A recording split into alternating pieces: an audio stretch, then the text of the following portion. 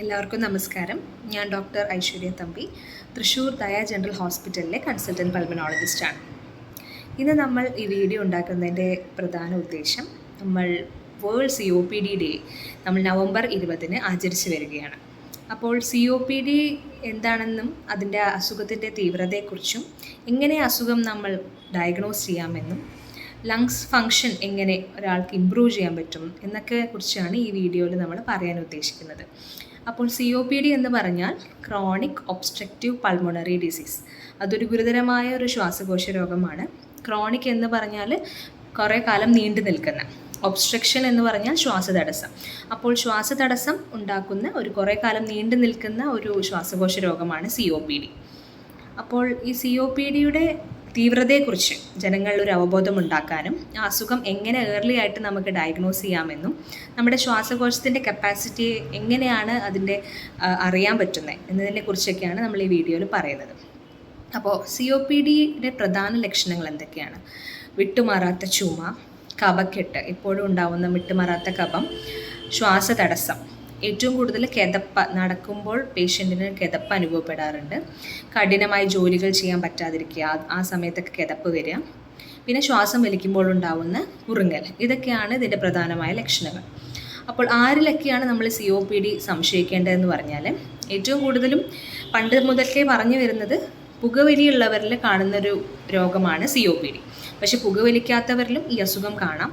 കുറേ കാലം air polluted ആയിട്ടുള്ള ഒരു സിറ്റിയിൽ ജീവിക്കുമ്പോൾ, ആ പൊല്യൂഷൻ എക്സ്പോഷർ വരുമ്പോൾ, അതുമാത്രമല്ലാതെ വീട്ടമ്മമാരിൽ, സ്ത്രീകളിൽ ഏറ്റവും കൂടുതലായിട്ടും COPD കാണുന്നത് പുക ഉള്ള അടുപ്പ് ഉപയോഗിക്കുന്നവരിലാണ്. ക്രോണിക്കായിട്ട് ആ പുക ശ്വസിച്ചാലും COPD എന്ന് പറയുന്ന അസുഖം വരാം. അതുമാത്രമല്ലാതെ പല കാരണങ്ങൾ കൊണ്ട്, ജനറ്റിക് ആയിട്ടുള്ള പല റീസൺസ് കാരണവും COPD കാണാറുണ്ട്. അപ്പോൾ ഈ COPD എങ്ങനെയാണ് ഒരാൾക്ക് ഉണ്ടെന്ന് നമ്മൾ തിരിച്ചറിയുന്നത്? ഈ പറഞ്ഞ ലക്ഷണങ്ങൾ ഉണ്ടെങ്കിൽ നമ്മളൊരു പൾമനോളജിസ്റ്റിനെ മീറ്റ് ചെയ്യേണ്ടതാണ്. അപ്പോൾ ഡോക്ടർ നിങ്ങൾക്ക് ഒരു സ്പൈറോമെട്രി അല്ലെങ്കിൽ പൾമോണറി ഫങ്ഷൻ ടെസ്റ്റ് എന്നുള്ളൊരു ടെസ്റ്റ് നിർദ്ദേശിക്കും. ആ ടെസ്റ്റ് ചെയ്യുന്നത് മൂലം നമുക്ക് ശ്വാസതടസ്സം ഉണ്ടോ, ലങ്സിൻ്റെ കപ്പാസിറ്റി എത്രയാണ്, അത് എത്രത്തോളം സിവിയറാണ് നമ്മുടെ അസുഖം എന്ന് നമുക്ക് മനസ്സിലാക്കാൻ പറ്റും. COPD ഉള്ളവരിൽ ഓൾറെഡി ഇൻഹേലർ പോലുള്ള മരുന്നുകൾ ഉപയോഗിക്കുന്നവരാണെങ്കിൽ അവരൊരു മിനിമം ഒരു 6 മാസത്തിന് ഒരിക്കലെങ്കിലും ഈ ടെസ്റ്റ് ചെയ്ത് നമ്മുടെ ലങ് ഫങ്ഷൻ ഇമ്പ്രൂവ്ഡ് ആണോ, മുമ്പത്തെ കമ്പയർ ചെയ്യുമ്പോൾ ഇപ്പോൾ ഇമ്പ്രൂവ്ഡ് ആണോ അല്ലെങ്കിൽ സിവിയർ ആണോ, അതിനനുസരിച്ചിട്ട് നമ്മളുടെ മരുന്നിലൊക്കെ വ്യത്യാസം വരുത്താറുണ്ട്.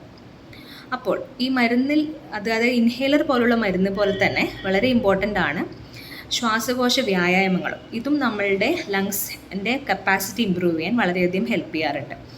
ഇതുപോലെ എയറോബിക് എക്സസൈസ്, നടത്തം, ഓട്ടം ചാട്ടം, അതൊക്കെ ഹെൽപ്പ് ചെയ്യുന്ന പോലെ തന്നെ ബ്രീത്തിങ് എക്സസൈസിനും നമ്മുടെ ശ്വാസകോശ ആരോഗ്യത്തിന് വളരെയധികം ഇമ്പോർട്ടൻ്റ് ആയിട്ടുള്ളൊരു പങ്കുണ്ട്. അപ്പോൾ ബ്രീത്തിങ് എക്സസൈസ് എങ്ങനെയൊക്കെ ചെയ്യാം എന്ന് ചോദിച്ചാൽ, അതിന് നമ്മൾ ഒരു ഹെൽപ്പ് ചെയ്യുന്ന ഒരു മെഷീൻ അല്ലെങ്കിൽ ഒരു ഉപാധിയാണ് ഇൻസെൻറ്റീവ് സ്പൈറോമീറ്റർ. നമ്മളിത് കണ്ടിട്ടുണ്ടാവണം.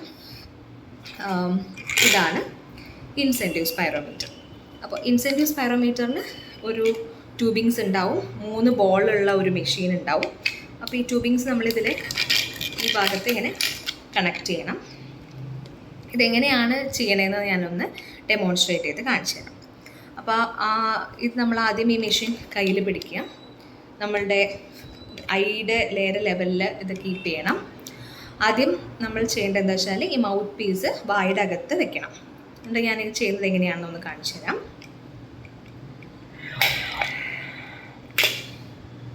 ഇപ്പോൾ ചെയ്ത പോലെ, അതായത് വായുടെ അകത്ത് വെച്ചിട്ട് ശ്വാസം നമ്മൾ ഉള്ളോട്ട് വലിക്കുകയാണ് ചെയ്യേണ്ടത്.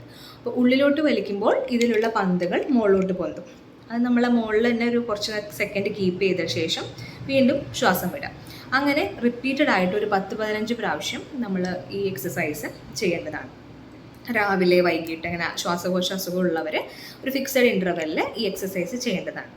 അതുപോലെ തന്നെ ഈ മെഷീൻ തിരിച്ച് പിടിച്ച ശേഷം വീണ്ടും വായുടെ അകത്ത് വെച്ച് പുറത്തോട്ട് ഊതുക. ആദ്യം നമ്മൾ ഉള്ളോട്ട് വലിക്കുകയാണ് ചെയ്തത്, ഇപ്പോൾ ശ്വാസം പുറത്തോട്ട് ഊതണം. അപ്പോഴും ഈ പറഞ്ഞ പോലെ ഈ ബോളും മുകളിലോട്ട് പൊന്തും.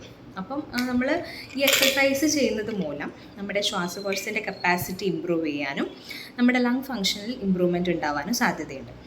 അപ്പോൾ ഇതുപോലെ തന്നെ COPD രോഗമുള്ളവരും അതിൻ്റെ ലക്ഷണങ്ങളുള്ളവരും അത് കറക്റ്റായിട്ടൊരു ഡോക്ടറെ കണ്ട് ഇൻഹേലർ പോലുള്ളൊരു മരുന്ന് ഉപയോഗിക്കണം. ദീർഘകാലം ആ മരുന്ന് ഉപയോഗിക്കേണ്ട ആവശ്യമുണ്ട്. അതുപോലെ തന്നെ ബ്രീത്തിങ് എക്സസൈസ്, പൾമോണറി റീഹാബിലിറ്റേഷൻ, പുകവലി ഒഴിവാക്കുക, എയർ പൊല്യൂഷനുള്ള സിറ്റിയിൽ നിന്ന് മാറി താമസിക്കുക, അടുപ്പ് ഉപയോഗിക്കുന്നവരാണെങ്കിൽ അത് മാറ്റി ഗ്യാസ് ഉപയോഗിക്കാൻ ശ്രദ്ധിക്കാം. ഇതൊക്കെ മൂലം നമ്മുടെ ശ്വാസകോശ ആരോഗ്യം നമുക്ക് ഇമ്പ്രൂവ് ചെയ്യാനും ലങ് ഫങ്ഷൻ ഇമ്പ്രൂവ് ചെയ്യാനും സാധിക്കും. Thank you.